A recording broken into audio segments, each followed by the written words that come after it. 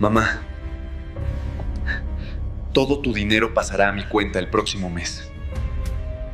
Eso me dijo mi hijo, así, sin más, como si me estuviera recordando que era martes. Me quedé quieta, completamente quieta. Soy Patricia Morales, tengo 61 años y pasé 34 de ellos aprendiendo a leer lo que los números ocultan. Sé exactamente qué significa cuando alguien empieza a mover el dinero de otros sin permiso. Lo vi en cientos de casos. Lo documenté. Lo denuncié. Y esa noche, mientras mi hijo hablaba, algo en mí se activó como un interruptor que llevaba años apagado. En 24 días, él recibiría una visita que no esperaba. Una visita que lo dejaría sin palabras.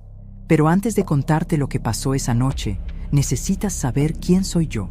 Y lo que yo le di a ese hombre, que hoy se llama mi hijo. Eran las 7:14 de la noche del jueves 11 de enero cuando sonó mi teléfono. La cocina olía a canela y a pan de elote que yo había hecho esa tarde. La luz amarilla de la lámpara del comedor iluminaba la mesa donde había puesto mi taza de té. Todo estaba quieto. Todo olía a hogar. Pero cuando vi el nombre de Rodrigo en la pantalla, sentí algo frío recorriendo mis brazos. Una señal. Como cuando uno sabe, antes de abrir la puerta, que del otro lado no hay nada bueno. Contesté. Mamá, necesito que hablemos de algo importante. Su voz era diferente. No era la voz de mi hijo pidiendo consejo. Era la voz de alguien que ya había tomado una decisión y solo estaba cumpliendo el trámite de avisarme. Todo tu dinero pasará a mi cuenta el próximo mes. Es lo más conveniente para todos. Ya lo hablé con Valeria. Silencio. Afuera, un perro ladraba a lo lejos. Adentro, el té se enfriaba solo en la taza. Mis manos no temblaron. Mi voz no se quebró. En 34 años de carrera, aprendí que los momentos más peligrosos son exactamente los que parecen más tranquilos. Entiendo, le dije, y colgué. Pero antes de contarte lo que hice después de esa llamada, necesitas entender quién es Patricia Morales. No la Patricia que llora sola en la cocina. La otra. La que nadie vio venir. Nací en Guadalajara, la tercera de 5 hijos. Mi padre trabajaba en una fábrica de calzado y mi madre lavaba ropa ajena los fines de semana para que los 5 pudiéramos comer. Desde los 9 años aprendí que el dinero no se regala, que el sacrificio tiene nombre y apellido y que la dignidad no se negocia aunque el estómago esté vacío. Estudié contabilidad en la universidad pública, becada, comiendo con lo justo, tomando 2 camiones para llegar al salón de clases. Cuando me gradué, en diciembre de 1985, mi madre me abrazó llorando. Era la primera profesionista de la familia. Me casé con Ernesto a los 28 años. Fue un buen hombre durante mucho tiempo. Trabajador, callado, honrado. Tuvimos a Rodrigo en 1989. Un parto largo, complicado. El médico dijo que no habría más hijos. Lo abracé en esa cuna de hospital y le prometí en silencio todo lo que tenía, todo lo que era, todo lo que sería. Pero antes de que te cuente cómo llegué hasta esa llamada del 6 de marzo, quiero pedirte algo. Si estás escuchando esta historia desde algún lugar del mundo, déjame saber que llegué hasta allá. Escribe en los comentarios desde qué ciudad me estás escuchando. Y si aún no estás suscrito al canal, hazlo ahora, porque esta historia apenas comienza y lo que viene después me costó 61 años de vida entender. Rodrigo creció siendo un niño serio, inteligente. Sacaba buenas calificaciones sin que yo tuviera que perseguirlo. Le gustaba el fútbol y los libros de historia. Cuando cumplió 15 años, le regalé un reloj de plata que había sido de mi padre. Él lo perdió 3 semanas después, pero nunca me lo dijo. Lo supe años más tarde, por accidente. Esa fue la primera señal que no supe leer. Ernesto y yo nos separamos cuando Rodrigo tenía 17 años. Fue una separación silenciosa, sin peleas grandes, sin gritos. Solo el cansancio acumulado de 2 personas que dejaron de verse. Yo me quedé con la casa. Ernesto se fue a Monterrey. Siguió mandando dinero para Rodrigo hasta que él cumplió 21, y luego el contacto se fue apagando como una vela al final de la noche. Fui madre y padre. Fui la que revisaba las tareas y la que reparaba la lavadora. Fui la que trabajaba 8 horas y llegaba a casa a preparar la cena. Fui la que firmaba las boletas, la que iba a las juntas, la que ahorraba en enero para pagar la colegiatura de agosto. Cuando Rodrigo entró a la universidad, yo pedí un préstamo. Cuando Rodrigo quiso estudiar un semestre en el extranjero, yo vendí el coche. Cuando Rodrigo conoció a Valeria y quiso casarse, yo puse el salón de fiestas. Nunca le cobré nada. Nunca le presenté una cuenta. Porque así no funciona el amor de una madre. O al menos, eso es lo que yo creía. Pero aquella noche del 6 de marzo, parada en mi cocina con el teléfono todavía tibio en la mano, mirando el té que ya no humea, entendí algo que tardé demasiado en ver con claridad. Yo no había criado a un hombre agradecido. Había criado a alguien que había aprendido, sin que yo me diera cuenta, que yo siempre estaría ahí. Que no importaba cuánto pidiera, que no importaba cómo lo pidiera, que Patricia Morales siempre diría que sí. Esa noche, por primera vez en 35 años de ser madre, dije algo diferente. No en voz alta, no todavía, pero lo dije adentro, con una claridad que me sorprendió a mí misma. No. Y esa palabra, silenciosa, guardada entre el olor a canela y la luz amarilla de mi cocina, fue el principio de todo lo que vino después. En 23 días, Rodrigo entendería exactamente lo que esa palabra significaba. Pero todavía falta mucho por contar. Porque lo que pasó 2 horas después de esa llamada, cuando Rodrigo llegó a mi puerta sin avisar y con Valeria del brazo, fue algo para lo que yo no estaba del todo preparada. Eran las 9:21 de la noche cuando escuché el timbre. 2 veces, seguidas, sin esperar respuesta entre un toque y otro. Así tocaba Rodrigo desde que era adolescente, como si el tiempo de los demás no tuviera el mismo valor que el suyo. Abrí la puerta y ahí estaban los dos. Rodrigo con una sonrisa que no le llegaba a los ojos, y Valeria con su bolso de piel color camel colgado del hombro, mirando hacia adentro de mi casa como quien evalúa una propiedad. Traían el olor a restaurante encima, esa mezcla de vino tinto y mantequilla que se pega a la ropa cuando uno ha cenado bien. «Mamá, ¿nos dejas pasar? Queremos hablar contigo». No me preguntaron si era buen momento. No me preguntaron si ya había cenado. No me preguntaron si estaba bien.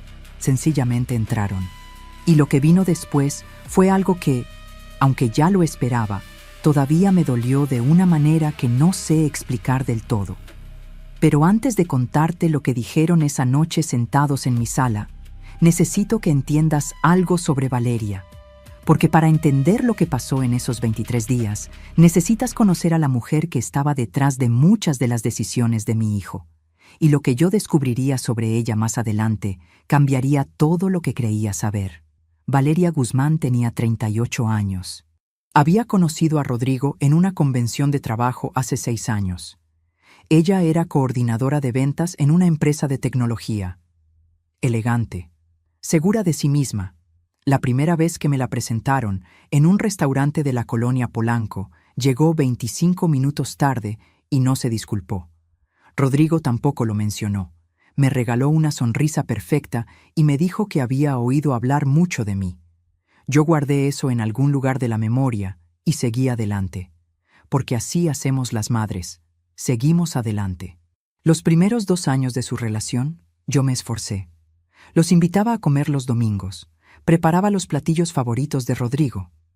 Tamales en diciembre, pozole los viernes de Cuaresma, el pastel de 3 leches que él pedía desde niño para cada cumpleaños. Valeria comía poco y hablaba menos. Revisaba el teléfono debajo de la mesa cuando creía que yo no la veía. Un domingo de octubre, mientras yo estaba en la cocina terminando de servir, escuché que Valeria le decía a Rodrigo en voz baja: «No entiendo por qué siempre tenemos que venir aquí. Tu mamá cocina demasiado pesado». Rodrigo no dijo nada. Eso también lo guardé, pero dejemos eso por ahora, porque lo que pasó esa noche del 6 de marzo en mi sala es lo que necesitas escuchar. Se sentaron en el sofá. Yo me quedé parada junto a la puerta de la cocina. No los invité a sentarse, pero tampoco dije que no. Rodrigo juntó las manos sobre las rodillas, ese gesto que hacía desde chico cuando iba a pedir algo que sabía que no merecía. «Mamá, lo que te dije por teléfono es por tu bien. Tú ya no tienes la misma agilidad mental que antes». Se me quedó la boca seca. Y con tu edad, es mejor que alguien de confianza administre tus finanzas. Así estás protegida. La agilidad mental. Eso dijo. Yo, que durante 34 años audité contratos millonarios, que encontré irregularidades que 3 despachos externos no habían podido detectar, que me jubilé con reconocimiento de la empresa y una carta firmada por el director general. Eso dijo mi hijo. Valeria asintió despacio, mirándome con algo que quería parecer compasión pero que olía a otra cosa. Patricia, es lo más sensato. Rodrigo solo quiere cuidarte. Cuidarme. El olor a su perfume llenó mi sala. Caro, intenso. Ese tipo de fragancia que no deja espacio para respirar. Mis manos estaban quietas a los lados del cuerpo. Mi cara no dijo nada. Pero adentro, en algún lugar detrás del esternón, algo se rompió con un sonido que solo yo pude escuchar. Le di 35 años de mi vida. Le di cada domingo cocinando para que no olvidara el sabor de su infancia. Le di mis ahorros de 20 años para que pudiera estudiar y casarse y vivir bien. Le di mi silencio cada vez que Valeria lo alejaba un poco más. Le di todo, y él me dio una sola frase. Ya no tienes la misma agilidad mental. No lloré. No alcé la voz.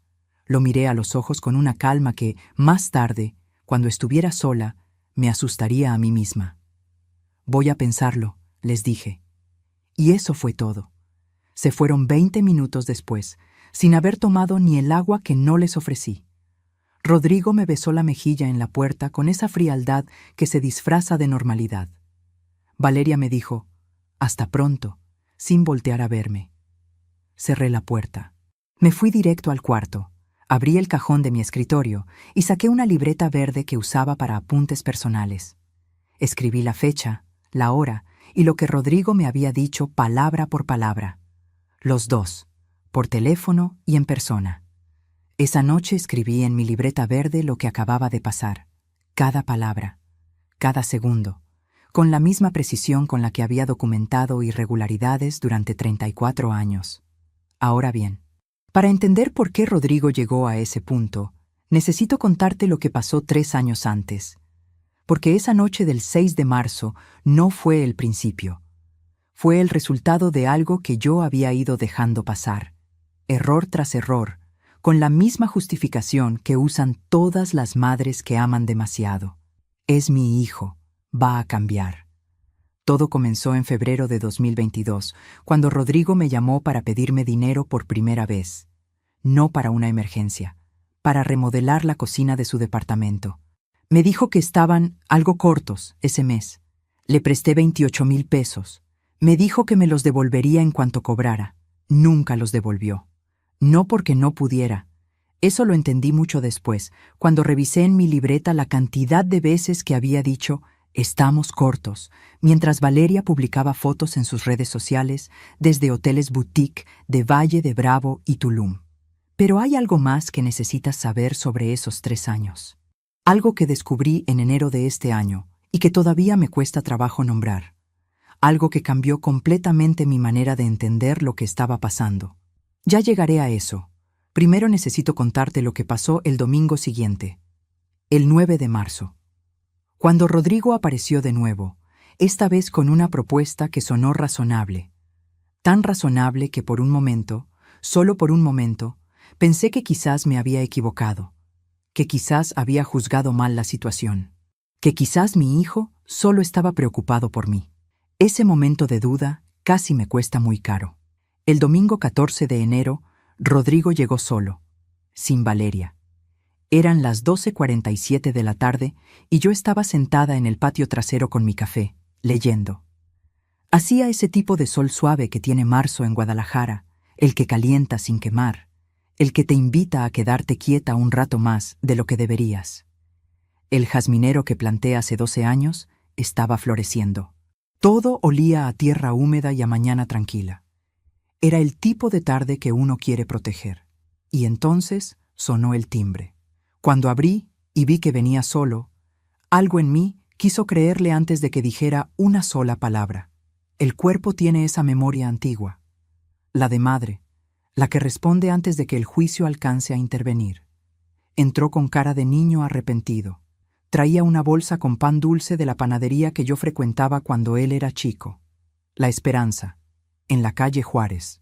Ese detalle me tocó más de lo que quería admitir. Recordaba, o fingía recordar, y en ese momento la diferencia entre las dos cosas no me importó tanto como debería. Se sentó frente a mí en la mesa del patio. Puso la bolsa entre los dos como si fuera una ofrenda, como si el pan dulce pudiera compensar lo que había dejado sin decir la semana anterior.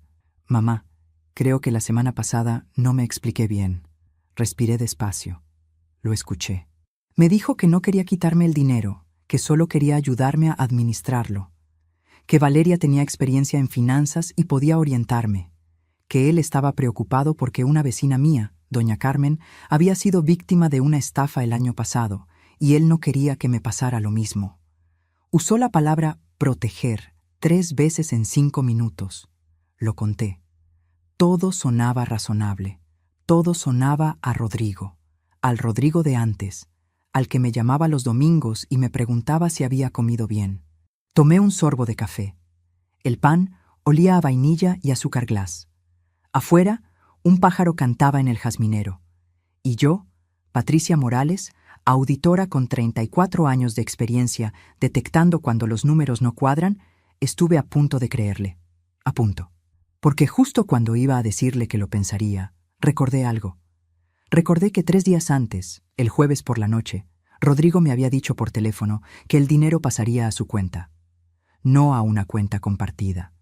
No a un fondo de administración. A su cuenta. Y que ya lo había hablado con Valeria. No conmigo, con Valeria. Esa diferencia lo cambiaba todo. No era un detalle menor. Era la estructura completa del argumento doblada por la mitad. Rodrigo, le dije con calma, ¿de qué cuenta me estás hablando exactamente? Dudó, solo medio segundo. Pero yo llevo 34 años leyendo esas dudas. Sé la diferencia entre alguien que piensa antes de hablar y alguien que recalcula. De una cuenta conjunta que abriríamos los tres. Los tres. Él, Valeria y yo. Una cuenta donde yo deposite y ellos decidan. Asentí despacio. Le dije que necesitaba tiempo para consultarlo con mi notario. Él sonrió. Me dijo que no había prisa, que lo más importante era mi bienestar. Usó exactamente esa palabra, bienestar, como si la hubiera ensayado. Se fue a las 2:15 de la tarde con la bolsa de pan casi intacta. Yo volví a mi libreta verde. Escribí todo, la hora en que llegó, lo que dijo, lo que no dijo, el número de veces que usó la palabra proteger, la pausa de medio segundo antes de responder mi pregunta. Y al final escribí 3 palabras que subrayé 2 veces. Cuenta conjunta. Ellos. Solo faltaban 21 días para que Rodrigo entendiera que había cometido un error muy costoso. Ahora bien, para que entiendas cómo llegamos hasta aquí, necesito llevarte 3 años atrás, porque la historia de esa bolsa de pan y esa sonrisa tranquila no empezó el 6 de marzo. Empezó mucho antes, en un momento que yo elegí no ver, o que no quise ver, que no es lo mismo, pero duele igual. Era el Día de las Madres de 2022, el 10 de mayo, un martes. Llevaba semanas esperando ese día. No por el regalo, que a esta altura de la vida ya no es lo que importa, sino por la llamada, por la costumbre de tantos años. Rodrigo siempre llamaba antes del mediodía, siempre, incluso cuando vivía lejos, incluso cuando había peleamos, incluso cuando el mundo se lo impedía. Esa llamada era un acuerdo silencioso entre los dos. Ese día esperé hasta las 3:40 de la tarde. Nada. Le marqué yo. Entró el buzón de voz. Le mandé un mensaje. Lo vi en leído a las 4:12 de la tarde. Me contestó a las 6:51 de la noche con un audio de 40 segundos donde me decía que había tenido un día muy ocupado, que me quería mucho y que el fin de semana me llevarían a comer. El fin de semana no llamaron. Yo guardé eso también. En la memoria, no en la libreta. Todavía no tenía la libreta. Todavía no había llegado a ese punto. ¿Sabes qué fue lo peor? Que yo le encontré justificación. Me dije que era el trabajo, que Valeria también tenía familia, que los jóvenes de hoy viven a otro ritmo. Me dije todo lo que uno se dice cuando no quiere mirar de frente lo que está viendo. Construí una historia alternativa con materiales que yo misma fabriqué, y me la creí. Pero hay algo que no te he contado todavía. Algo que pasó ese mismo año, en agosto, que debió haberme abierto los ojos de una vez. Algo que involucra a mi hermana Consuelo, y a una conversación que tuve con ella en su cocina una tarde de lluvia, cuando los dos nos quedamos sin paraguas y sin excusas para no hablar. Consuelo siempre fue más directa que yo, menos paciente con las cosas que no cuadran. Cuando le conté lo del Día de las Madres, me miró por encima de su taza de té y me dijo algo que en ese momento rechacé, pero que después, meses más tarde, resultó ser exactamente la verdad. Una de esas cosas que uno escucha y no quiere recibir, que rebotan en el pecho y se guardan solas, sin permiso, hasta que el tiempo les da razón. Ya llegaré a lo que me dijo. Primero necesito contarte lo que pasó en septiembre de 2022, porque ahí está la segunda señal que ignoré. Y esta fue más grande, más visible. De esas que uno no puede decir que no vio, porque la luz estaba encendida y los ojos abiertos. Rodrigo me llamó un martes a las 11:20 de la mañana. Me dijo que necesitaba 45,000 pesos con urgencia, que había un problema con la hipoteca del departamento, que si no pagaban ese viernes les bloqueaban la cuenta. Su voz sonaba tensa, apurada, calculadamente apurada, aunque en ese momento yo no tenía esa palabra disponible. Yo sentí el apretón de siempre en el pecho, ese apretón que tienen las madres cuando su hijo está en problemas, el que anula todo lo demás. Le transferí el dinero esa misma tarde. 4 días después, Valeria publicó en sus redes una foto desde un hotel en Los Cabos. Sábanas blancas, vista al mar, una copa de vino en la orilla de la cama. El pie de foto decía, merecido descanso. Yo vi esa foto a las 9:03 de la noche del sábado. Me quedé mirando la pantalla un momento muy largo. El tiempo suficiente para que la imagen se grabara bien, para que no hubiera lugar a dudas sobre lo que estaba viendo. Luego la cerré, puse el teléfono boca abajo sobre la mesa y me fui a dormir sin decirle nada a nadie.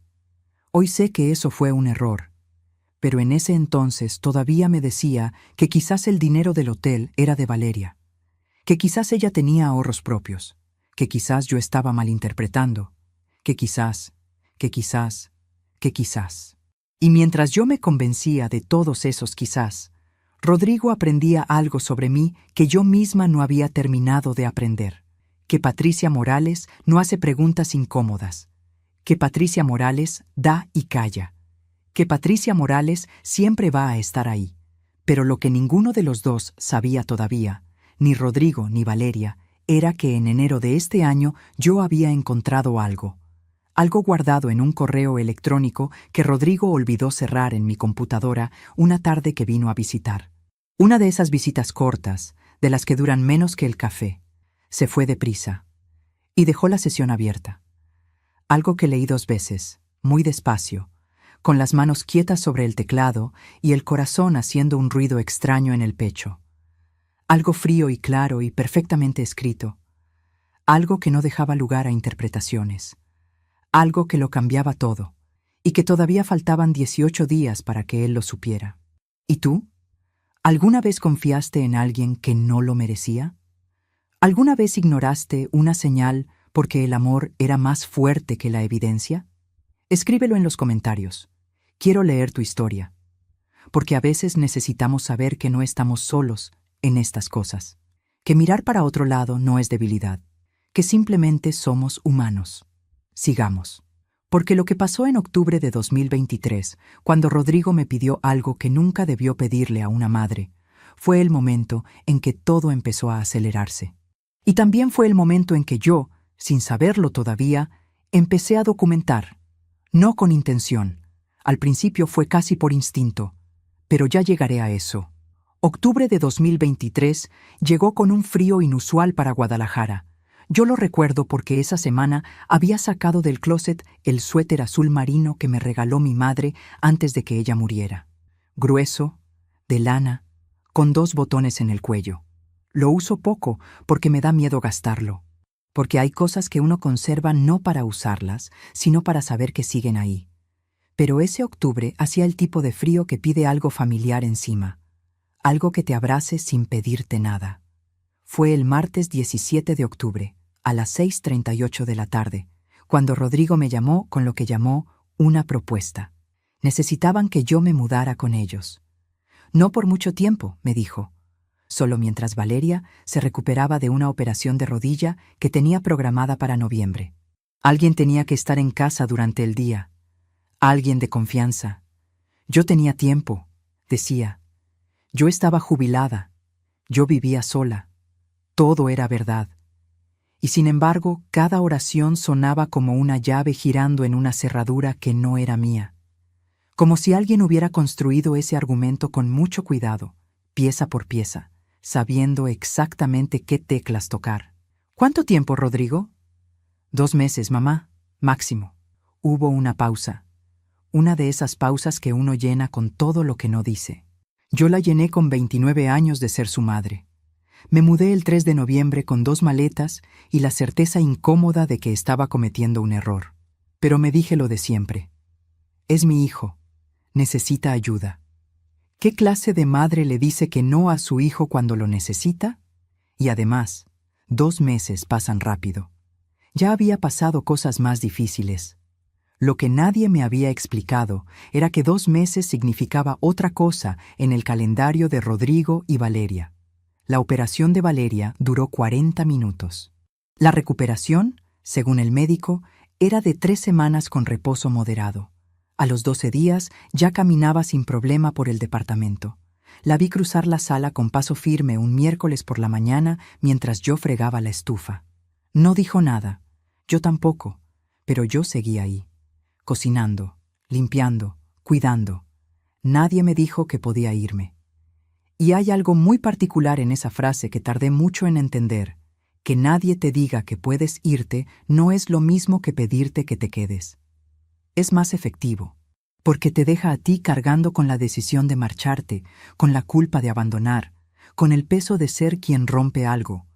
En diciembre, cuando ya llevaba 5 semanas viviendo con ellos, Rodrigo me dijo que sería mejor que me quedara hasta después de las fiestas, que moverme en esas fechas era complicado, que los taxis estaban caros, que mi casa iba a estar muy sola.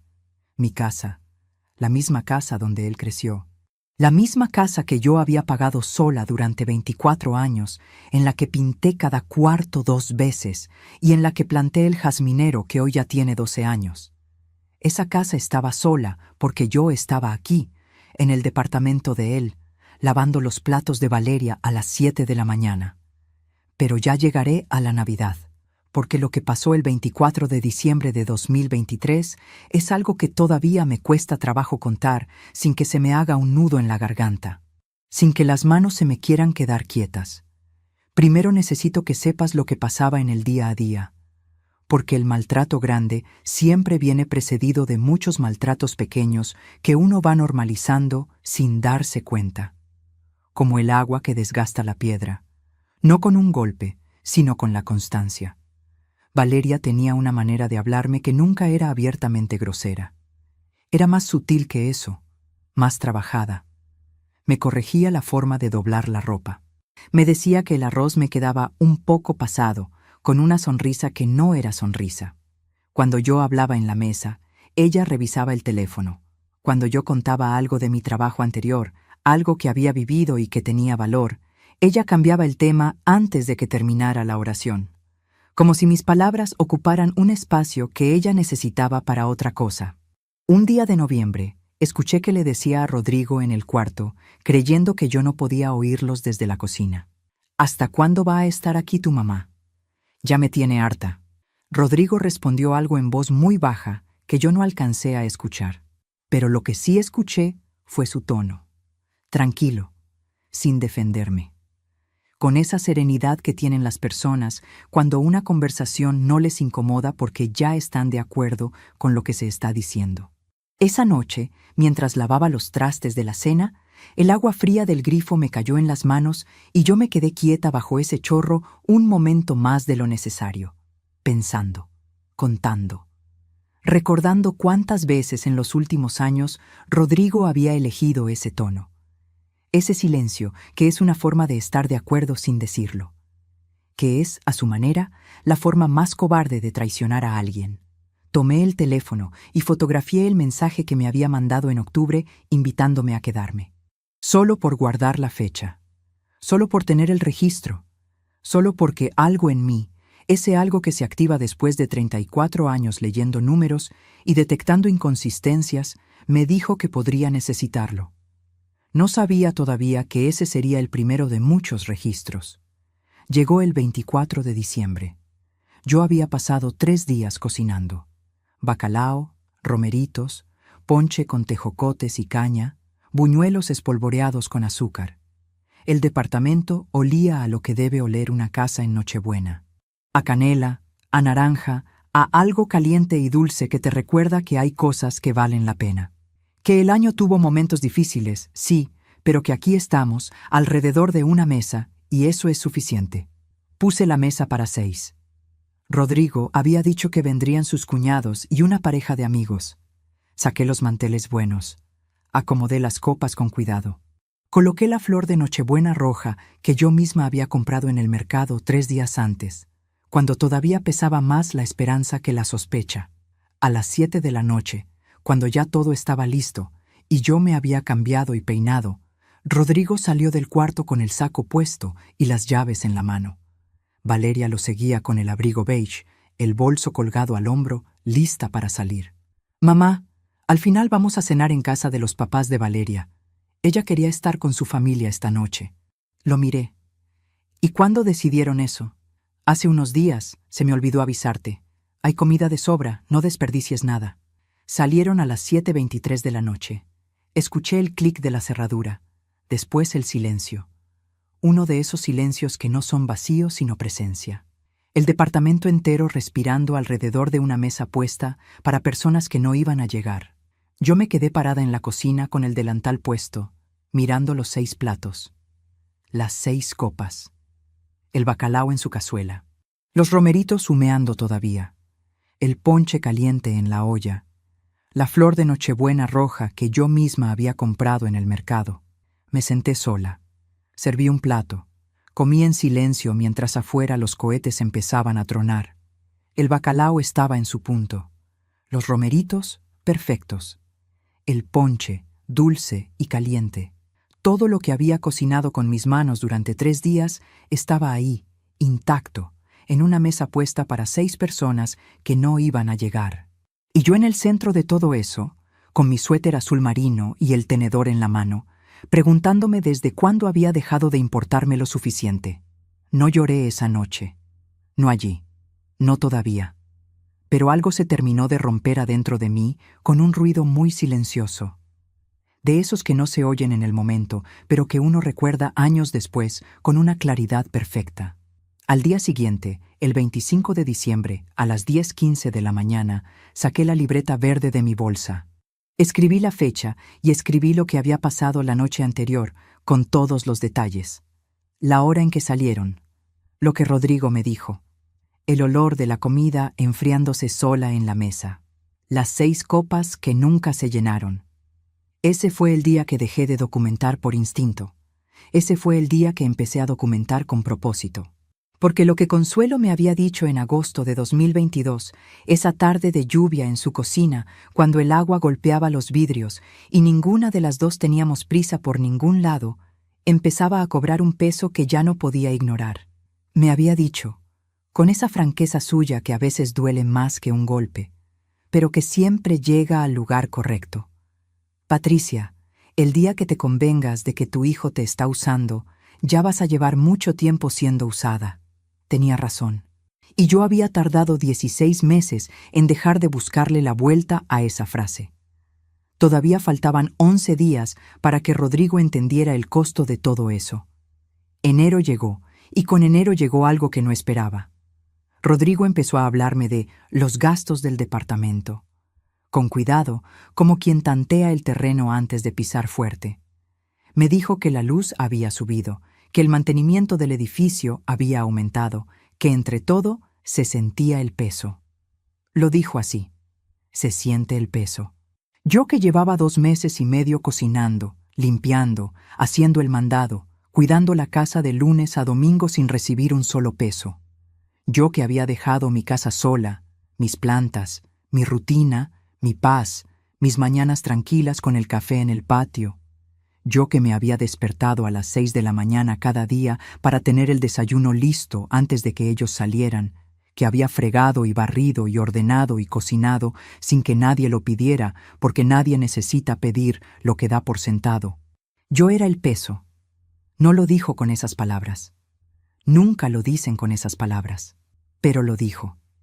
Y una semana después, el 14 de enero a las 8:47 de la noche, fue cuando Rodrigo me dijo por primera vez que quizás era mejor que yo contribuyera con los gastos del departamento mientras seguía viviendo con ellos. Usó esa palabra, contribuyera, como si yo fuera una inquilina reciente y no su madre. Como si los 3 meses de trabajo invisible no contaran como contribución. Me quedé completamente quieta. Lo miré a los ojos con una calma que a mí misma me sorprendió. La calma de las personas que ya tomaron una decisión, aunque todavía no la hayan dicho en voz alta. Voy a pensarlo, le dije. Esa fue la última vez que dije esa frase, porque esa noche, cuando ellos se fueron a dormir, me senté en la oscuridad de la sala con mi libreta verde y una linterna pequeña que guardo en la bolsa desde hace años, por costumbre, por si acaso, y empecé a sumar. Todos los préstamos sin devolver, con fecha y monto. Todos los meses de trabajo doméstico no pagado, calculados a precio de mercado, como lo haría cualquier profesional de servicios del hogar. Todas las fechas importantes que habían ignorado. Todo lo que había fotografiado. Todo lo que había guardado. Cada registro, cada mensaje, cada recibo que había archivado casi sin proponérmelo. El número que me salió esa noche me dejó sin respiración. Me quedé mirándolo un momento largo. Luego, lo encerré en un círculo con la pluma. Lo subrayé. Lo dejé ahí, solo en la página, para que no hubiera duda de lo que representaba.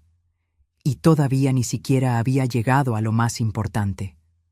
Lo que había encontrado en mi computadora en enero, en ese correo que Rodrigo olvidó cerrar una tarde de visita corta, de esas en las que uno llega con prisa y se va con más prisa todavía. Eso lo descubrí 4 días después. Y cuando lo leí, entendí que ya no estaba lidiando con un hijo descuidado. Estaba lidiando con algo que había sido planeado, con fechas, con nombres, con montos, con mi nombre escrito en un lugar donde yo nunca lo había puesto. El 18 de enero, un sábado, Rodrigo y Valeria salieron a hacer compras poco después del mediodía. Antes de irse, Rodrigo había usado mi computadora para revisar algo. Me dijo que la suya estaba actualizándose y que era urgente.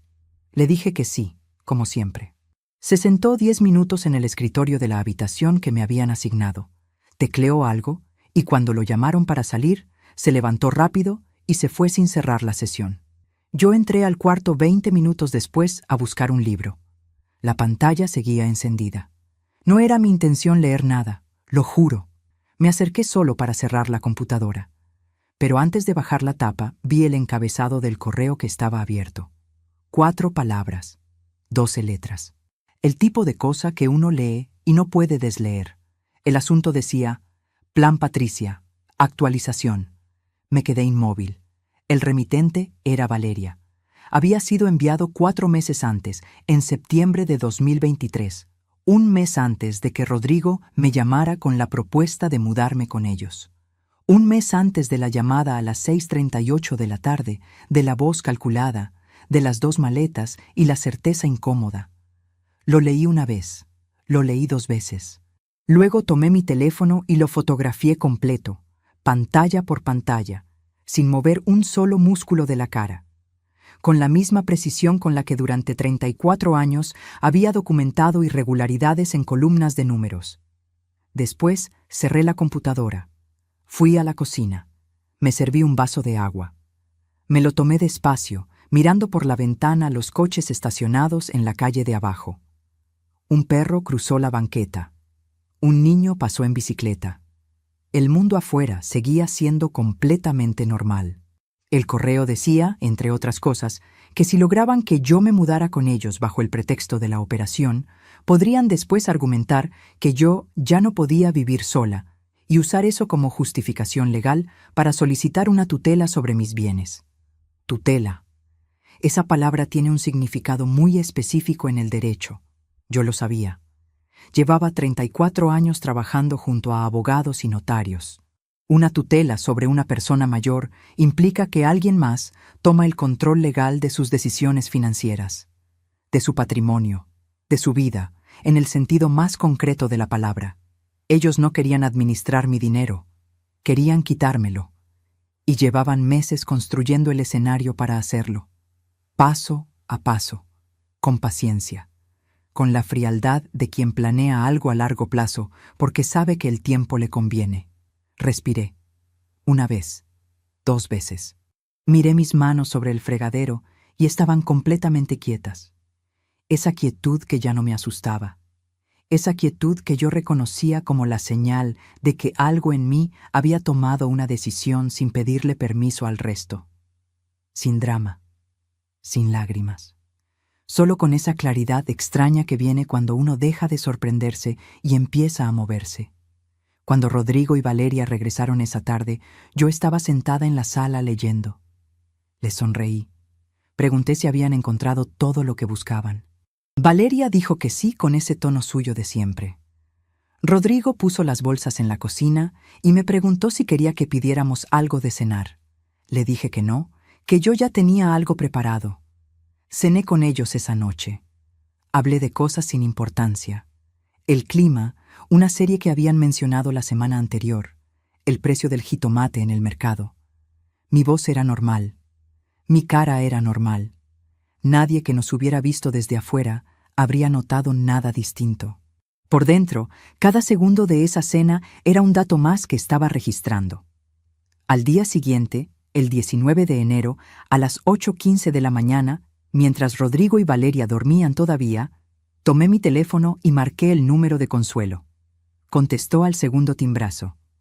«Susi», le dije en voz muy baja desde el baño con la llave del agua abierta para cubrir el sonido. «Necesito que me des el teléfono del esposo de tu amiga Rebeca, el que es abogado». Silencio breve. El tipo de silencio de Consuelo que no es vacío, sino escucha. «¿Qué pasó, Patricia?» «Ya te cuento. ¿Tienes el número?» Lo tenía. Esa misma mañana le mandé un mensaje al licenciado Fuentes. Me respondió a las 10:40. Quedamos de hablar el lunes 21 de enero a las 4 de la tarde. Tenía 48 horas para organizar todo lo que había acumulado. Me puse a trabajar. En mi teléfono tenía, para ese momento, 63 fotografías. El mensaje de octubre donde Rodrigo me invitaba a mudarme. Los estados de cuenta de los préstamos que nunca me devolvió, que yo había fotografiado de mis propios registros.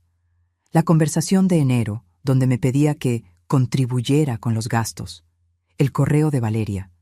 Y algo más que había guardado casi sin pensarlo una tarde de diciembre, cuando encontré en el cesto de basura del estudio un papel con números manuscritos que no entendí en ese momento, pero que guardé por instinto. Porque cuando uno lleva 34 años en esto, el instinto no es un capricho.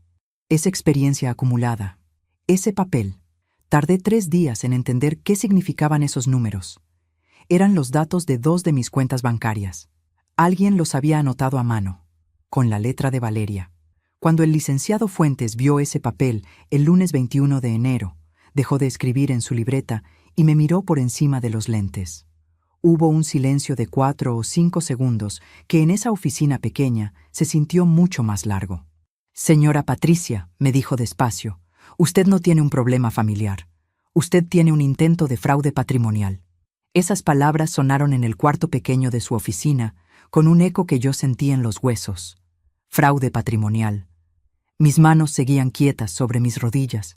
Mi voz seguía siendo la misma de siempre. Pero adentro algo terminó de acomodarse en su lugar con la precisión de una cerradura que finalmente encuentra su llave. Con el alivio extraño, casi doloroso, de quien llevaba meses sintiéndose loca y de pronto recibe una confirmación de que no, de que los números sí cuadraban, de que lo que había visto era real. El licenciado Fuentes me explicó mis opciones durante 1 hora y 20 minutos. Hablamos de lo que se podía documentar, de lo que se podía probar, de los tiempos. Cuando salí de su oficina a las 5:43 de la tarde, el sol de enero estaba bajando sobre la avenida y yo caminé hasta mi coche con paso lento y la cabeza completamente clara. Sin el peso de los meses anteriores, con algo diferente encima. Algo más parecido a una dirección. Solo faltaban 14 días para que Rodrigo recibiera lo que estaba por venir. Esa noche regresé al departamento como si nada hubiera pasado. Calenté la sopa que había dejado en la estufa. Puse 3 platos. Cuando Rodrigo llegó del trabajo a las 7:30, me preguntó cómo había pasado el día. Tranquilo, le dije. Salí a caminar un rato. Me sonrió. Se sirvió la sopa. No tenía idea. Los días siguientes fueron los más extraños de mi vida. Vivía en esa casa como siempre, cocinando, limpiando, respondiendo cuando me hablaban. Seguía siendo la misma Patricia de siempre desde afuera, pero algo había cambiado de una manera que nadie podía ver desde afuera. Yo ya no era la Patricia que esperaba. Era la Patricia que actuaba, que tenía un abogado, que tenía 63 fotografías, que sabía exactamente lo que estaba haciendo. Y mientras actuaba, seguía documentando. El 24 de enero escuché otra conversación que no debí escuchar, o que quizás sí debí escuchar, porque lo que Rodrigo le dijo a Valeria esa noche en el cuarto confirmó algo que el licenciado Fuentes me había preguntado en la reunión y que yo no había podido responderle con seguridad. Rodrigo sabía exactamente cuánto dinero tenía yo en mis cuentas. Lo mencionó con una cifra tan precisa que me heló la sangre. Una cifra que yo nunca le había dado, que no estaba en ningún documento que él pudiera haber visto por medios normales, que no aparece en conversaciones ni en papeles sueltos, ni en ningún lugar al que alguien pudiera llegar por accidente. Solo estaba en mis estados de cuenta bancarios, los mismos estados de cuenta que yo guardaba en el cajón del escritorio de la habitación donde me habían instalado, el cajón que yo nunca había cerrado con llave porque en mi propia casa nunca había necesitado hacerlo, porque uno no le pone llave a las cosas en su propio hogar, porque uno no aprende a desconfiar dentro de las paredes donde se supone que está seguro. Al día siguiente, 25 de enero, a las 7:03 de la mañana, le mandé un mensaje al licenciado Fuentes con la información nueva. Su respuesta llegó 22 minutos después. Decía: «Esto acelera los tiempos. Podemos movernos antes de lo que pensábamos. ¿Está lista?». Me quedé mirando esa pregunta en la pantalla del teléfono. 4 palabras que de pronto pesaban todo lo que pesan los años, y las decisiones, y las cosas que no tienen vuelta atrás. ¿Estaba lista? Pensé en mi madre lavando ropa ajena los fines de semana. Pensé en los 2 camiones que tomaba para llegar a la universidad. Pensé en la cuna de hospital donde le prometí todo a un niño que todavía no sabía hablar. Pensé en el jazminero que llevaba 12 años creciendo en mi patio sin que nadie lo cuidara estos meses. Escribí una sola palabra: sí. Y en ese momento, desde algún lugar del mundo, me pregunto si tú también estás escuchando esto. Escribe el nombre de tu ciudad en los comentarios. Quiero saber hasta dónde están llegando estas palabras. Porque lo que viene ahora, lo que pasó en los siguientes días, es algo que cambió mi vida de una manera que todavía me toma tiempo comprender del todo. Solo faltaban 10 días. Y Rodrigo, en ese momento, estaba en la sala viendo televisión sin la menor idea de lo que se estaba acercando. El 27 de enero, un lunes, Rodrigo llegó a casa a las 7:52 de la noche con una energía distinta. Traía una bolsa de una tienda departamental. Cara, de esas con el logotipo en dorado sobre fondo negro.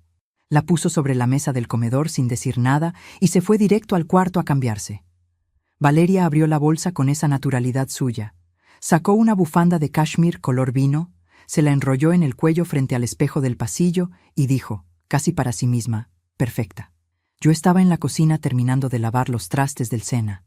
Mis manos seguían fregando. Esa semana Rodrigo me había dicho, el miércoles anterior, que no podían darme ningún gasto porque el mes había estado muy apretado. Me lo dijo mientras yo ponía el mandado sobre la barra de la cocina. el mandado que yo había pagado de mi propio dinero, como todos los lunes desde que llegué a vivir con ellos. Bufanda de cashmere. Mes muy apretado. Archivé eso también. Porque para el 27 de enero yo ya no guardaba solo fechas y palabras en mi libreta verde. Tenía un folder en mi teléfono con 79 fotografías organizadas por fecha. Tenía 3 audios que había grabado con la aplicación de notas de voz durante conversaciones en las que Rodrigo mencionaba mis cuentas o mis bienes. Tenía el correo de Valeria fotografiado en 6 imágenes. Tenía el papel con mis datos bancarios escrito con su letra, guardado dentro de mi misal, entre las páginas del Salmo 23, que es el que mi madre me enseñó a rezar cuando era niña. El licenciado Fuentes tenía copias de todo. Solo faltaban 8 días. Esa noche, cuando apagaron las luces del cuarto y la casa quedó en silencio, yo me quedé despierta en mi cama mirando el techo oscuro. Afuera llovía. Una lluvia fina, constante, de esas que en Guadalajara llegan sin avisar en enero y se quedan toda la noche. El sonido del agua contra la ventana era lo único que se oía.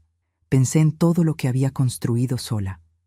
La casa, los ahorros, los 34 años de levantarme antes que el sol para llegar puntual a una oficina donde fui la mejor en lo que hacía. Los años de comer lo justo para guardar lo necesario.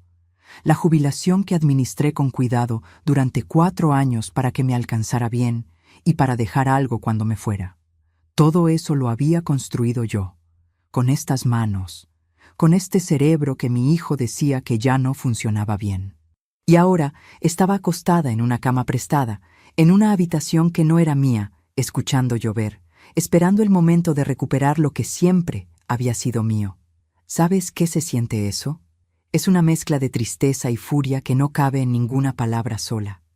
Es algo que se instala en el centro del pecho y no pesa, sino que arde, bajito, constantemente, como una brasa que uno aprendió a no apagar porque sabe que la va a necesitar. Esa noche tomé una decisión que no le había contado ni al licenciado Fuentes todavía. Pero antes de contarte cuál fue esa decisión, necesito que sepas lo que pasó el 29 de enero. Porque ese día Rodrigo hizo algo que cerró la última puerta que yo todavía tenía entreabierta. Era miércoles, las 12:30 del mediodía. Yo había ido a mi casa, la mía, a regar las plantas y recoger correspondencia. Llevaba casi 3 meses sin dormir ahí, y lo sentí en cuanto abrí la puerta. Ese olor a casa cerrada, a ausencia. Las plantas del patio estaban marchitas. La bugambilia que cuido desde hace 8 años había perdido la mitad de sus flores. Me senté un momento en mi sillón favorito, el de terciopelo verde que está junto a la ventana de la sala, y cerré los ojos. 5 minutos. Solo 5 minutos en mi propia casa, en mi propio sillón, oliendo mi propio espacio. Cuando abrí los ojos, noté el sobre. Estaba sobre la mesa del recibidor, encima de los demás sobres de correspondencia.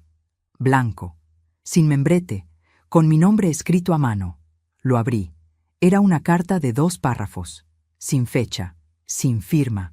Decía que la casa representaba un activo subutilizado y que lo más conveniente, dado mi estado de dependencia actual, era ponerla en venta para consolidar el patrimonio familiar en un solo instrumento financiero administrado por personas capaces. Estado de dependencia actual. Personas capaces. Me quedé sentada en mi sillón verde con esa carta en las manos durante un tiempo que no supe medir. Afuera, en la calle, pasó un camión. Un niño gritó algo jugando. El sol de enero entraba por la ventana y me calentaba las rodillas. No lloré. Doblé la carta con cuidado. La guardé en mi bolsa. Saqué el teléfono y fotografié el sobre y cada una de las 2 páginas por separado. Luego marqué al licenciado Fuentes. «Licenciado», le dije cuando contestó. «Acaban de entregarme algo en mi casa. Creo que llegó el momento de acelerar». Hubo una pausa breve. «¿Puede venir hoy a las 5?» «Ahí estaré». Colgué. Me quedé quieta un momento más en mi sillón, mirando las plantas marchitas del patio a través del vidrio.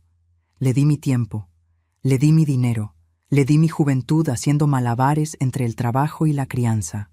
Le di mis domingos, mis navidades, mis días de las madres sin llamada. Le di el silencio cuando debía haber hablado. Le di el beneficio de la duda cuando la duda ya no merecía beneficio. Y él me dio una carta sin firma llamándome dependiente en mi propia casa. No, no más.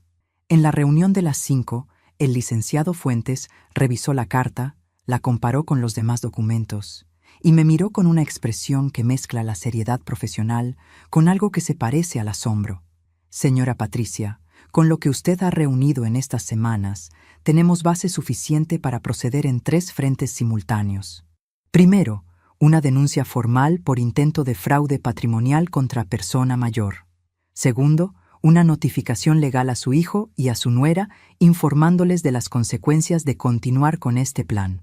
Tercero, y esto es importante, una solicitud de medidas cautelares para proteger sus cuentas y su propiedad de manera inmediata. Lo escuché sin interrumpir. ¿Cuándo podemos empezar? El proceso formal lo iniciamos el 4 de febrero, dijo. Pero hay algo que usted puede hacer antes que tendrá un efecto inmediato. Me explicó. Asentí. Salí de esa oficina a las 6:48 de la tarde con un plan que cabía en 3 pasos. 3 pasos claros, legales, documentados, que no dependían de gritos ni de súplicas ni de escenas que yo nunca había sido capaz de protagonizar. Solo faltaban 5 días. Esa noche regresé al departamento de Rodrigo por última vez como habitante de ese espacio. Cené con ellos. Respondí lo que me preguntaron. Lavé los platos como siempre, y cuando me fui a mi cuarto, saqué la libreta verde por última vez. Escribí la fecha. Escribí una sola línea. Todo está listo. Cerré la libreta, la puse en el fondo de mi maleta, debajo de la ropa, y esa noche dormí de una manera que no había dormido en meses. Profundo, sin interrupciones, sin ese ardor constante en el pecho. Afuera seguía lloviendo. Adentro, por primera vez en mucho tiempo, había algo que se parecía mucho a la paz. Pero Rodrigo, al otro lado del pasillo, todavía no lo sabía. Mañana sería el día, y lo que estaba por pasar en las siguientes 24 horas superaría todo lo que yo había imaginado. No porque saliera mal, sino porque salió de una manera que yo no había contemplado del todo. Una manera que me enseñó algo sobre mí misma que tardé 61 años en aprender. El 4 de febrero amaneció con un cielo completamente despejado. De esos cielos de febrero que en Guadalajara tienen un azul que parece pintado. Yo lo vi desde la ventana de la habitación a las 6:12 de la mañana, antes de que sonara cualquier alarma, antes de que se moviera nadie en ese departamento. Llevaba despierta desde las 5:40, no por nervios, sino porque había dormido lo suficiente y mi cuerpo simplemente supo que era hora de levantarse. Me vestí despacio. Pantalón gris, blusa blanca, el suéter azul marino de mi madre. Me peiné frente al espejo del baño y me miré un momento más de lo normal. 61 años. Cara tranquila. Ojos tranquilos. Lista. Preparé café para los 3 como todos los días. Lo dejé en la cafetera. Puse las tazas en su lugar. Saqué mi maleta del closet, la que había preparado la noche anterior con todo lo que era mío, y la puse junto a la puerta de mi cuarto. A las 8:23 de la mañana, el teléfono de Rodrigo sonó. Lo escuché contestar desde el pasillo. Su voz al principio era normal, ese tono adormilado de quien acaba de levantarse. Luego cambió. Se volvió más tensa, más corta. Empezó a responder con monosílabos. A las 8:31 salió del cuarto en pijama con el teléfono todavía en la mano y me encontró sentada en la sala con mi café, completamente vestida, con la maleta a un lado. Me miró. Miró la maleta. Me miró otra vez. ¿Qué es eso? Mi maleta, le dije. Me voy hoy a mi casa. Antes de que pudiera responder, su teléfono volvió a sonar. Lo vio. Era un número que no reconoció. Lo dejó ir al buzón. 10 segundos después, el mío sonó. Era el licenciado Fuentes confirmando que el proceso había iniciado esa mañana, tal como habíamos acordado. Todo en orden, me dijo. Ya está notificado. Gracias, licenciado. Colgué. Rodrigo me estaba mirando con una expresión que yo no le había visto nunca. No era enojo todavía. Era algo anterior al enojo. Era confusión. La confusión de alguien que tiene la certeza de que algo acaba de cambiar, pero todavía no sabe exactamente qué ni cuánto. ¿Con quién hablabas? Con mi abogado. Silencio. El café olía a mañana normal. Por la ventana entraba ese azul perfecto de febrero. El departamento estaba quieto, con ese silencio de las 8 de la mañana en que la ciudad todavía está despertando. Y ahí, parados en la sala, mi hijo y yo nos miramos de una manera en que no nos habíamos mirado en años. Él sin entender todavía, yo habiendo entendido demasiado. Mamá, ¿qué está pasando? Me tomé un momento antes de responder. No para pensar qué decir, ya lo sabía, sino para decirlo de la manera exacta en que quería decirlo. Con calma, sin crueldad, sin rabia visible, con esa precisión que uno aprende después de 34 años de trabajar con números que no mienten. Rodrigo, el licenciado Fuentes, presentó esta mañana una denuncia formal por intento de fraude patrimonial. Tu nombre y el de Valeria están en ese documento. En las próximas horas recibirán una notificación oficial con los detalles y con las medidas cautelares que se han solicitado para proteger mis cuentas y mi propiedad. Lo dije despacio, oración por oración, sin alzar la voz. Rodrigo no dijo nada durante varios segundos. El reloj de la cocina marcaba cada segundo con ese sonido pequeño y constante que uno solo escucha cuando todo lo demás está en silencio. ¿De qué estás hablando? ¿Qué denuncia? La que corresponde a lo que estaban planeando desde septiembre de 2023. Vi el momento exacto en que procesó esa fecha. Vi cómo algo cruzó por su cara. Algo rápido, como una sombra. No sé de qué hablas. Sí sabes. Valeria apareció en el pasillo en ese momento, con el cabello suelto y una bata de seda color crema. Se detuvo al vernos. Leyó la sala en medio segundo con esos ojos suyos que siempre estaban evaluando. ¿Qué pasa? Rodrigo no le respondió. Me seguía mirando a mí. Mamá, esto es un malentendido. Yo nunca tuve intención de hacerte daño. Solo quería ayudarte. Lo miré. 35 años mirándole la cara. Sé cuándo mi hijo cree lo que dice y cuándo está eligiendo las palabras porque suenan bien. Esto era lo segundo. Rodrigo, le dije con la misma calma de siempre. Tengo 79 fotografías, 3 audios, un correo electrónico enviado por Valeria en septiembre de 2023, con el asunto Plan Patricia, y un papel con mis datos bancarios escrito con la letra de tu esposa que encontré en el cesto de basura del estudio. El color se le fue de la cara, completo, en 2 segundos. Valeria, detrás de él, se quedó absolutamente inmóvil. El olor del café llenaba la cocina. Afuera, en la calle, un automóvil pasó con la radio puesta. La vida seguía moviéndose normal allá afuera, mientras aquí adentro algo se desmoronaba con una lentitud que yo podía ver en tiempo real en la cara de mi hijo. Ese correo no es lo que parece. El licenciado Fuentes tiene una opinión diferente. Valeria dio un paso hacia adelante. Su voz, cuando habló, tenía ese filo controlado de siempre, pero algo debajo temblaba. Patricia, creo que estás malinterpretando una conversación privada. Nosotros solo... Valeria, la interrumpí sin alzar la voz. Mi abogado ya tiene todo. No es necesario que me expliques nada a mí. Silencio. Los 3 en esa sala. El café enfriándose. El azul perfecto de febrero afuera de la ventana. Y entonces Rodrigo hizo algo que no esperaba. Se sentó. Se sentó en el sofá como si las piernas no le respondieran y se quedó mirando el piso con las manos colgando entre las rodillas. Como un niño, como el niño que alguna vez fue. Y por un instante, solo por un instante, sentí algo en el pecho que reconocí como dolor. No arrepentimiento de lo que estaba haciendo. Dolor. Porque esa imagen, la de mi hijo sentado con los hombros caídos mirando el piso, era la imagen de algo que se había roto mucho antes de ese día. Algo que quizás nunca estuvo del todo entero. Y eso duele de una manera que no tiene remedio, sin importar quién tenga la razón. ¿Cuánto tiempo llevas preparando esto?, me preguntó sin levantar la vista. Desde que encontré el correo el 18 de enero.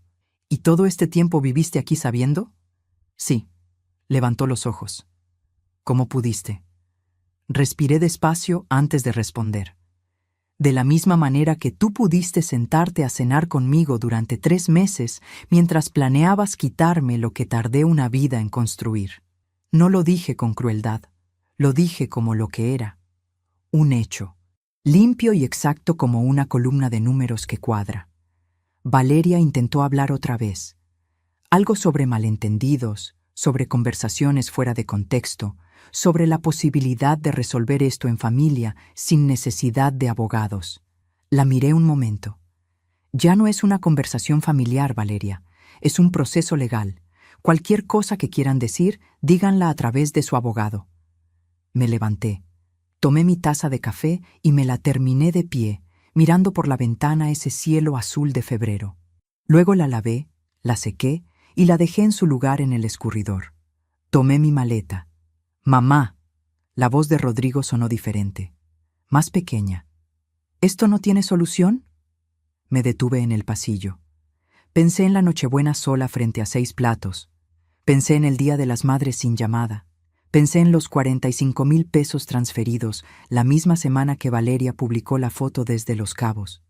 Pensé en la carta sin firma que me llamaba dependiente en mi propia casa. Pensé en todo eso. Y luego pensé en algo más. Algo que todavía no le había contado a nadie. Algo que el licenciado Fuentes tampoco sabía. Una decisión que había tomado sola, 3 noches antes, en el silencio de esa habitación prestada. Una decisión que cambiaría el resultado de todo esto de una manera que Rodrigo no podía imaginar todavía.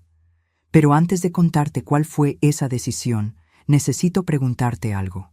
Tú que me has escuchado hasta aquí, tú que sabes todo lo que yo viví en esos meses, tú que conoces cada fotografía, cada fecha, cada silencio que guardé cuando debí haber hablado. ¿Qué habrías hecho tú en ese momento? ¿Habrías seguido adelante con todo? ¿O habrías encontrado otra salida? Escríbelo en los comentarios. De verdad quiero saberlo, porque yo tomé una decisión esa mañana que todavía hoy me pregunto si fue la correcta. Y lo que pasó después me demostró que a veces la respuesta más difícil es también la más honesta. Me volteé a ver a Rodrigo. «Eso depende de ti», le dije. Y salí. El aire de febrero me golpeó en la cara cuando salí del edificio. Frío, limpio, con ese olor a mañana temprana que tienen las calles antes de que la ciudad termine de despertar. Caminé hasta mi coche con la maleta en la mano y la espalda derecha. No apresuré el paso, no miré hacia atrás. Subí, cerré la puerta. Y ahí, sola por primera vez en muchas horas, en el interior quieto de mi coche con las manos sobre el volante, me permití cerrar los ojos 30 segundos. Solo 30 segundos. No lloré. No todavía. Solo respiré. 1 vez, 2, 3. Sintiendo el frío del volante en las palmas, el olor a cuero del asiento, el silencio completo de ese momento que era solo mío.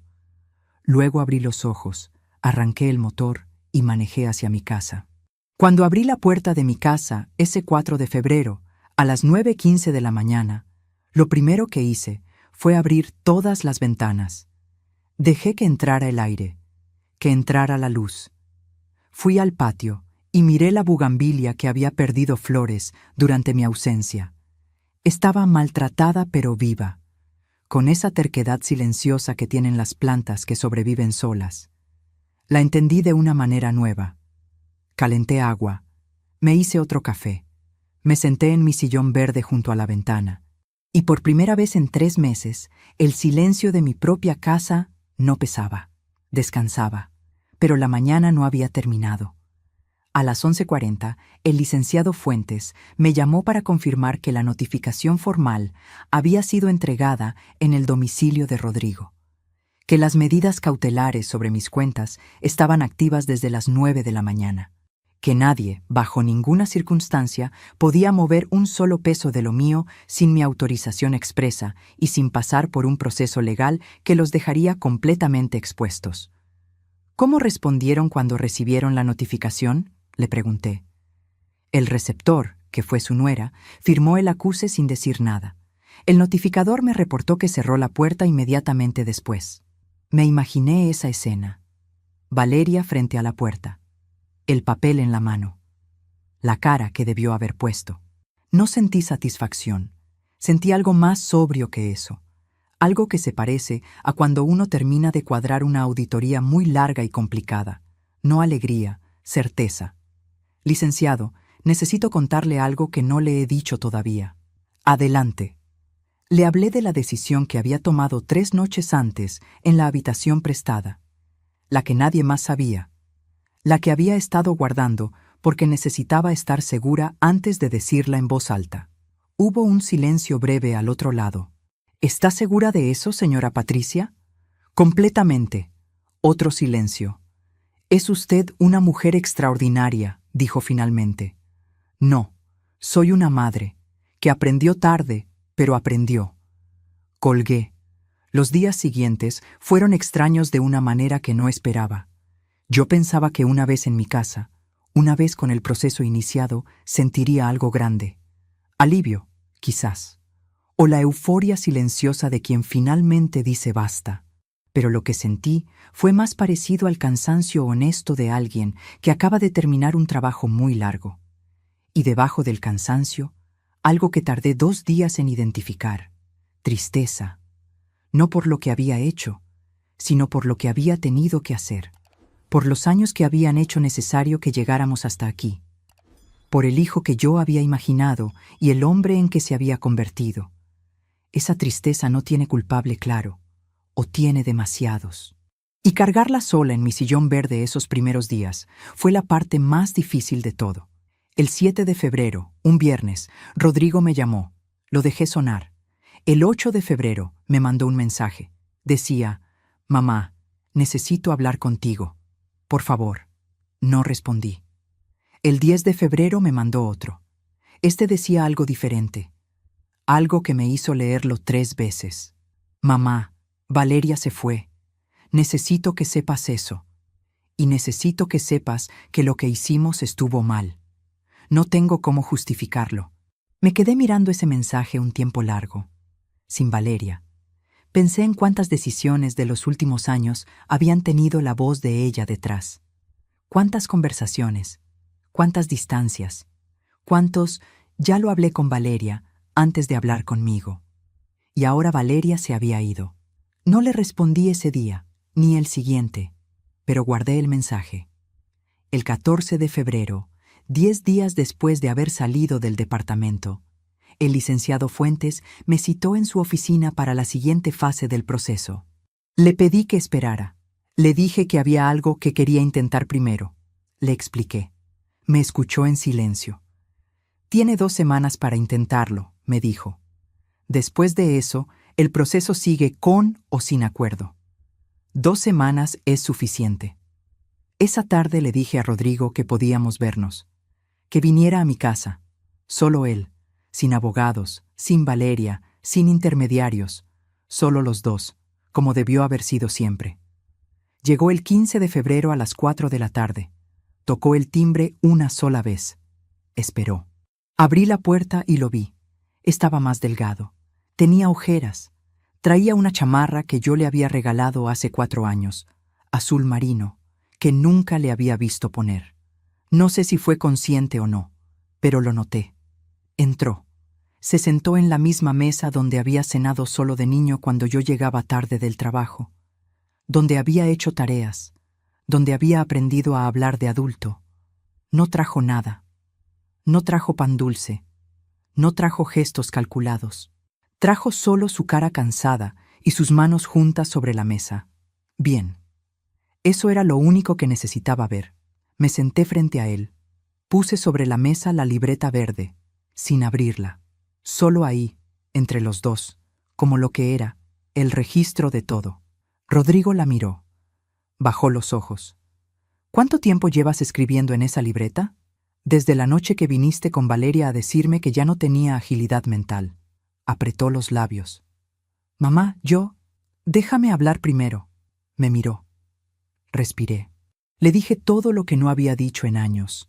No con gritos, no con lágrimas, con esa precisión que uno aprende cuando lleva una vida entera poniendo las cosas en su lugar exacto.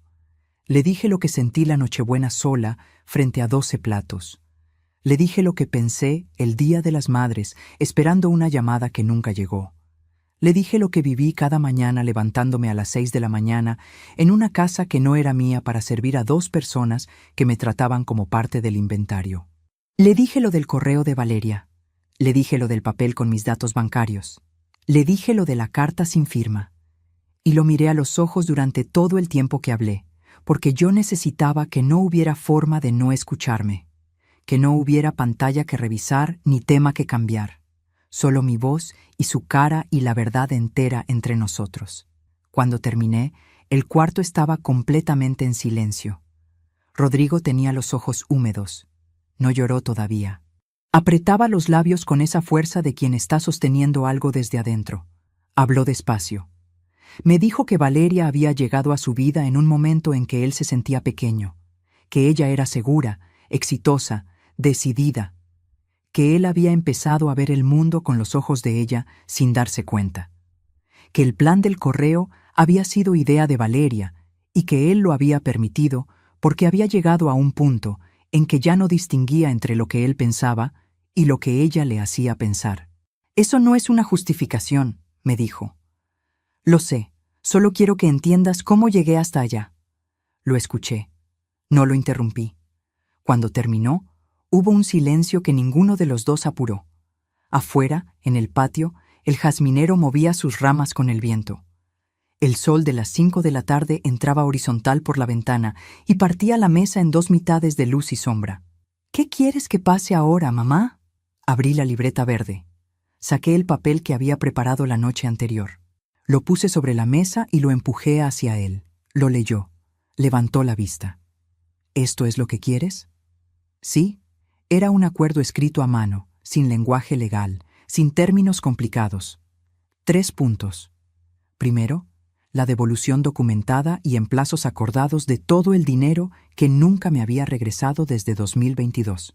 Segundo, su firma ante notario reconociendo que mis bienes son míos y que ninguna decisión sobre ellos puede tomarse sin mi consentimiento expreso. Tercero, y esto era lo que el licenciado Fuentes no esperaba, lo que nadie esperaba, lo que yo misma tardé 3 noches en decidir. El tercero decía que si él cumplía los 2 primeros puntos en los plazos acordados, yo retiraría la denuncia. No por él, no porque mereciera que le facilitara las cosas, sino porque yo no quería pasar lo que me queda de vida siendo la madre que destruyó a su hijo. Porque la justicia que yo buscaba no era verlo hundido, era verlo consciente. Había una diferencia enorme entre las 2 cosas, y yo necesitaba que él la entendiera.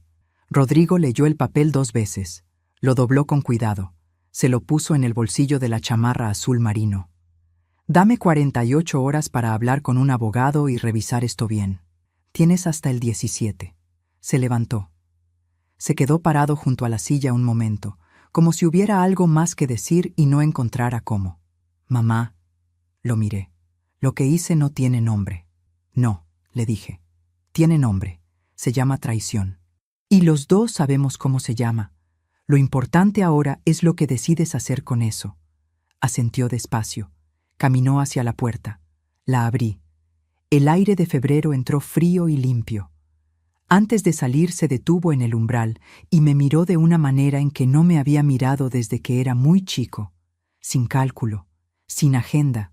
Solo él y yo, y todos los años que había entre nosotros. ¿Crees que algún día puedas perdonarme? Me tomé mi tiempo. No lo sé todavía, Rodrigo, pero estoy dispuesta a averiguarlo.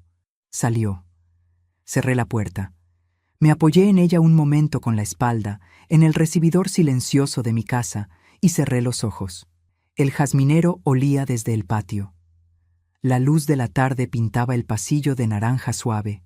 Y yo, Patricia Morales, 61 años, auditora jubilada, madre de un hombre que casi me destruyó y que quizás todavía puede construirse de nuevo, me quedé quieta en ese umbral respirando el olor de mi propia casa, y por primera vez en mucho tiempo no sentí que me faltaba nada. El 17 de febrero, Rodrigo firmó el acuerdo ante el licenciado Fuentes.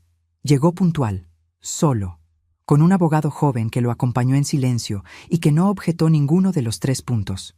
El proceso duró 40 minutos. Se firmaron 4 copias. El licenciado Fuentes guardó 2. Rodrigo se llevó una.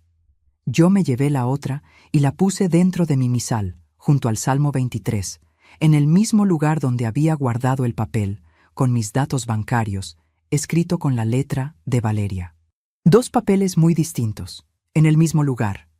Eso también me dijo algo sobre cómo funciona la vida. Cuando salimos a la calle, Rodrigo y yo nos quedamos parados un momento en la banqueta sin saber exactamente qué decirse. El sol de febrero calentaba apenas. Un señor mayor pasó caminando con un periódico bajo el brazo. Una señora regaba las macetas de su ventana en el edificio de enfrente. La vida, completamente normal, siguiendo su ritmo alrededor de nosotros. «Gracias, mamá», dijo Rodrigo. No le respondí de inmediato, porque hay palabras que merecen un momento antes de contestarse. Palabras que si uno responde demasiado rápido, suenan a algo que no son. «Cumple lo que firmaste», le dije finalmente. «Eso es lo que necesito de ti ahora». Asintió. Nos despedimos sin abrazo, sin lágrimas, con una distancia entre los dos que era honesta, que no fingía que las cosas estaban bien cuando todavía no lo estaban. Y esa honestidad, esa distancia real que ninguno de los dos intentó acortar artificialmente, fue lo primero verdadero que pasó entre nosotros en mucho tiempo. Caminé hasta mi coche, arranqué, y en esa misma tarde, en lugar de ir directo a casa, manejé hasta el panteón donde está enterrada mi madre. No voy seguido, no porque no la extrañe, sino porque cuando voy necesito tener algo que contarle. No quiero ir solo a estar triste. Quiero ir a hablar con ella de verdad. Ese día tenía mucho que contarle. Me senté en la banca de piedra que está junto a su tumba, bajo el árbol de pirul que alguien plantó hace años y que ya da sombra generosa. El panteón estaba casi vacío a esa hora. Olía a tierra, a flores viejas, a ese silencio particular que tienen los lugares donde el tiempo parece moverse diferente. Le conté todo. Le conté lo de Rodrigo, lo de Valeria, lo de los 79 meses de libreta verde, lo del licenciado Fuentes, lo de la mañana del 4 de febrero con mi maleta en la mano y el cielo azul de Guadalajara afuera de la ventana. Le conté lo del acuerdo. Le conté que había elegido darle una salida a mi hijo en lugar de hundirlo, y le pregunté si había hecho bien. El árbol de pirul movió sus ramas con el viento. Eso lo tomé como un sí. Mi madre era una mujer que lavó ropa ajena los fines de semana y nunca se quejó. Que nos dio de comer con lo que había sin que ninguno de nosotros supiéramos alguna vez que faltaba algo. Que cuando yo llegué llorando a su casa el día que Ernesto y yo nos separamos, no me dijo qué hacer. Solo me hizo un té, se sentó frente a mí y me dijo: «Patricia, una mujer que sabe lo que vale no necesita que nadie más se lo confirme». Tardé mucho en entender eso del todo. Pero ese 17 de febrero, sentada bajo el árbol de pirul, creo que finalmente lo entendí. Hoy han pasado varias semanas desde esa tarde en el panteón. Rodrigo ha cumplido los plazos del acuerdo con puntualidad. No hemos hablado mucho, pero cuando hablamos, algo es diferente. Más pequeño, quizás, más cuidadoso, como cuando uno aprende que ciertos objetos son frágiles y empieza a tomarlos con más cuidado que antes. No sé si eso es el principio de algo o solo el final ordenado de otra cosa. Todavía no lo sé. Y estoy aprendiendo a estar bien con no saber todavía. Valeria no ha vuelto a aparecer. No sé dónde está ni qué está haciendo y honestamente no lo necesito saber. Hay personas que entran a la vida de uno como entró ella a la de Rodrigo. Y cuando se van, lo único sensato es dejarlas irse sin mirar demasiado hacia atrás. Mi casa huele a café y a jazminero. La bugambilia del patio ya recuperó sus flores. Todas. Con esa terquedad que yo le envidio un poco y que me alegra mucho. Salgo a caminar todas las mañanas por el parque que está a 3 cuadras. Retomé el grupo de lectura que había abandonado cuando me fui a vivir con Rodrigo. Volví a ver a Consuelo los martes por la tarde. Estoy aprendiendo a hacer cerámica en un taller que encontré por casualidad.